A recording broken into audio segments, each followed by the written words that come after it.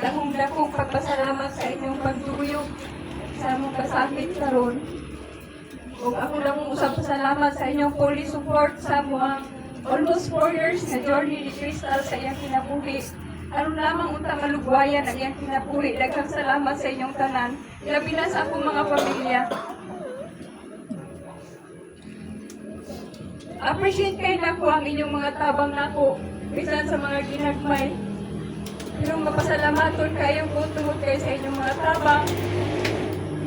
Nalugwayan ang mga lugang pang adlaw sa iyang kinabuhi. Kaya kung kami alang ang saligan sa iyang mga maintenance, sa iyang mga pangilahanglan, sabi na sa iyang hospital decision, sa time na naami sa ospital, siguro dili na mo ikauban si Crystal sulod sa 3 ka tuig kapin nga panahon. Dako kay kong inyong pasalamat.